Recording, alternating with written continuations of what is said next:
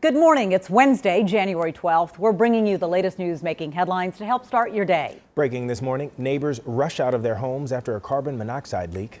CBS 46's Tori Cooper is at Lenox Road, where firefighters are still assessing the scene. So, Tori, what can you tell us? Yeah, good morning, Gravir. This scene is no longer the active investigation that we saw just about 30 minutes ago out here, but now fire investigators from the Atlanta Fire Department just left here a few minutes ago. But before they left, I did have a chance to check in with them and get some latest information. Now, they did tell us that all of the residents have been able to return back to their apartment complex here. They're back inside their homes after that carbon monoxide leak. They did say one person was taken to the hospital, and they did also tell me that they had to shut off the gas to the hot water heaters. So as of right now, these residents that are living inside these homes have no hot water. They have not predicted a timeline on when that will be restored. They say right now, out of the safety for the residents in this home, in these apartments, they cannot turn that back on. But this is also not the first time this has happened. Let's get straight to some video while I tell you the rest of what we know so far. They say on Sunday, another carbon monoxide leak also took place at this apartment complex, and residents had to be evacuated during that incident as well. And a resident who lives here also had to be taken to the hospital. Now, they did not tell us whether or not it was a male or female in either incident, but they did say both of them had to be taken to the hospital. Now, I did do some quick research so that we can help make this a little bit more beneficial to the viewers that are watching this at home, trying to keep warm. Obviously, those temperatures are dropping. It shows that in most cases, these carbon monoxide leaks are the result of a malfunction in a furnace. Now, furnaces that are in these apartment complexes are sometimes old. They say if you have a furnace that is 25 years or older, you are likely running a risk of experiencing a carbon monoxide leak inside your home. They also say other common sources can be your water heater or your oven, so keep that in mind. They also say that you should check in with your landlord or your property management company to see if they have updated that. Meanwhile, they also say that in terms of who is responsible here, they say typically in these bigger apartment complexes, it's likely the property management company. We're going to do what we can to try to find out the source of this leak, as well as who's responsible, to answer some questions to residents. Reporting live in Buckhead, I'm Tori Cooper, CBS 46 News. I've been having these quiet conversations with the members of Congress for the last 2 months. I'm tired of being quiet. President Biden turning up the heat, urging U.S. lawmakers to take action on federal voting rights legislation. Georgia is one of 19 states that passed laws last year that some say make it tougher for people of color to vote. And now President Biden says he supports killing the filibuster to get those bills passed. Our Rebecca Schramm is live at the state capitol. And Rebecca, people here in Georgia and across the country are going to be watching what happens in Washington in the course of the next few days. Yeah, you're right, Gravir. And there's talk that the top Democrat in the U.S. Senate could hold a vote as soon as today, perhaps to try to put senators on the record as to where they stand. In the meantime, the man in charge of elections here in Georgia is defending our state's election laws. Let's start with the roadblocks that Democrats face right now in the U.S. Senate. That vote would be whether to undo the Senate's filibuster rule, requiring at least 60 votes to even debate certain legislation. Right now, 2 Democrats have been holding firm that they would vote against that. And without the rule change, there will be no vote on the federal voting rights legislation, one of those proposals restoring elements of the Voting Rights Act. The president's inability to change the minds of those 2 holdout Democrats has frustrated some voting rights leaders who skipped yesterday's presidential events. Here's some of what the president said about all of this, followed by Georgia Secretary of State Brad Raffensperger, who tried to counter Biden's message. I've been having these quiet conversations with the members of Congress for the last 2 months. I'm tired of being quiet.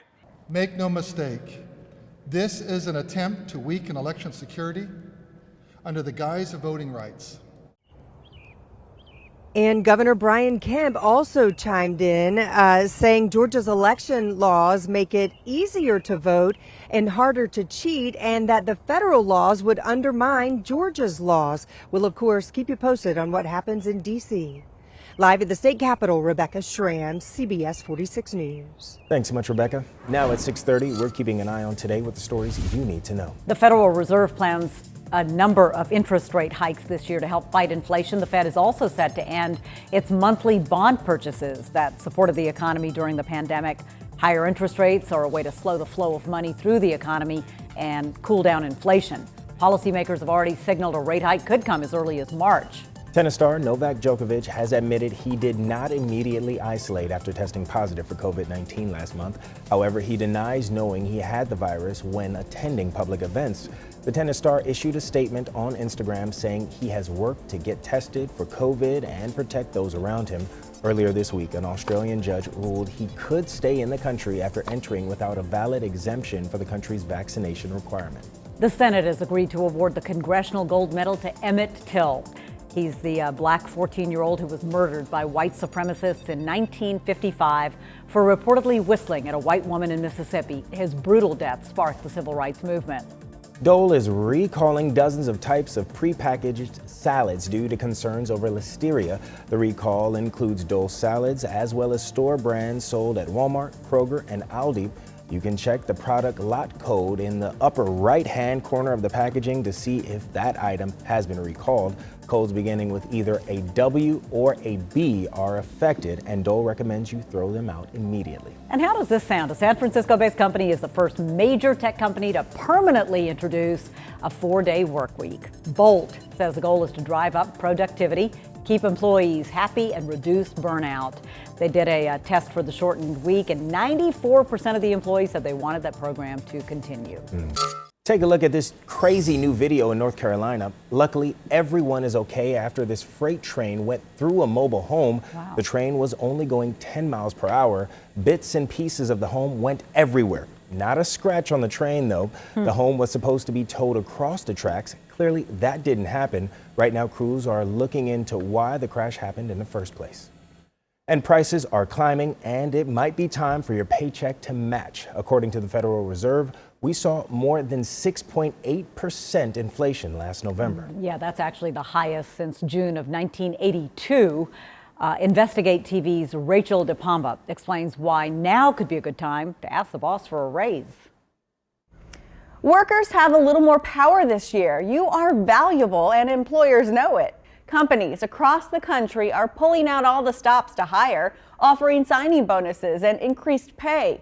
Michael Joyce with the financial firm Agili says now is actually a good time to ask for a raise that keeps up with inflation. It's certainly reasonable to ask for a raise that will compensate you for the amount that inflation has gone up. And you might have a lot of leverage because there are a lot of other employers that are looking to hire. He encourages you to also look at your total compensation with an employer. Look at the 401k match. What are the benefits?